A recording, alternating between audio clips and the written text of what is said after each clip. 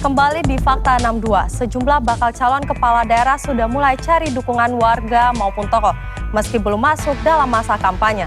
Informasi seputar pemilihan kepala daerah kami angkat dalam Fakta Pilkada Serentak 2024. Koalisi gemuk yang terjadi di sejumlah daerah membuat calon tunggal melawan kota kosong di Pilkada 2024. Menjadi yang paling banyak sepanjang sejarah. Total ada 43 daerah dengan pasangan calon tunggal di Pilkada 2024. Komisi Pemilihan Umum melaporkan terdapat 43 daerah yang berpotensi memiliki calon tunggal di pemilihan kepala daerah 2024 sehingga memunculkan kota kosong.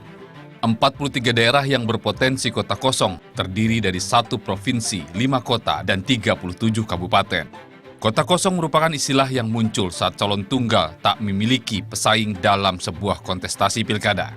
Sehingga dalam surat suara, posisi lawan dinyatakan dalam bentuk kota kosong. Undang-Undang Nomor 10 Tahun 2016 tentang Pilkada mengakomodir dan mengatur secara rinci berbagai persyaratan pelaksanaan lawan kota kosong. Jika terjadi calon tunggal, maka pilkada dilaksanakan dengan menggunakan surat suara yang memuat 2 kolom. 1 kolom foto pasangan calon dan 1 kolom kota kosong tak bergambar. Salah satu kota kosong akan terjadi di Pilwalkot Surabaya. Pasangan Wali Kota Surabaya Petahana, Eri Cahyadi Armuji, diusung oleh 18 partai untuk kembali maju di pemilihan Wali Kota Surabaya, alias semua partai yang mendapat suara di Surabaya. Terdapat 1 bakal pasangan calon yang diusul dan didukung keseluruhan atau 18 partai politik di Surabaya.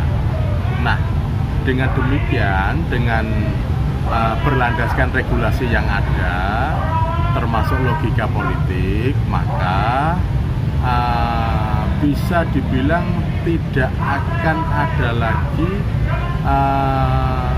bakal pasangan calon lainnya yang akan mendaftar.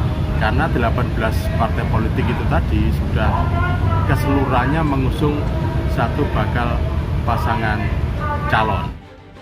Hal serupa terjadi di Kabupaten Ciamis. Pasangan Herdia Sunaria Yana Diana Putra juga diusung 18 partai koalisi Ciamis. Meskipun ada 2 partai yang belum memberikan dukungan secara administratif di aplikasi Silon Kada, yaitu PSI dan Hanura, tak bisa mencalonkan karena jumlah suaranya tak memenuhi syarat. Pasangan calon itu nggak ada yang istilahnya menyatakan mau mencabut dukungan dan mengusulkan calon baru, itu kan nggak ada. Jadi pastikan ini akan kalau kota kosong ini?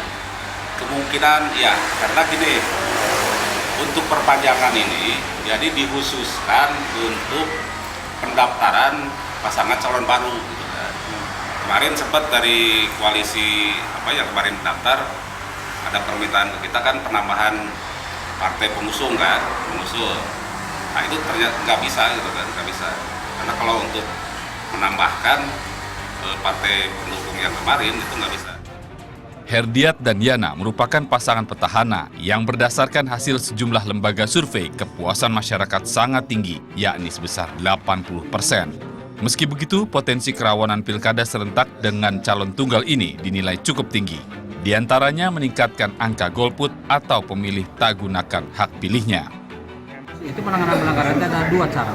Ada temuan, ada laporan. Kalau temuan berarti kami yang menemukan. Kalau laporan dari masyarakat. Bisa saja, misalnya netralitasnya saja. Karena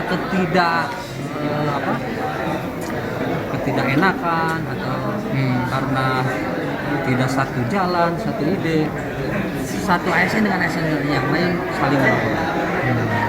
Bisa saja karena ini juga bukan persoalan pilkada kabupaten, tapi pilkada gubernur juga. Bagian yang beririsan secara langsung. Memilih kota kosong adalah hak masyarakat dan tidak melanggar pidana. Penentuannya saat warga menyalurkan hak pilihnya ke TPS pada 27 November mendatang. Calon tunggal dinyatakan sebagai pemenang pilkada jika mendapatkan suara lebih dari 50% suara sah. Namun sebaliknya, calon tunggal dianggap kalah jika tak mencapai suara lebih dari 50% suara sah. Yopi Andreas melaporkan untuk NET.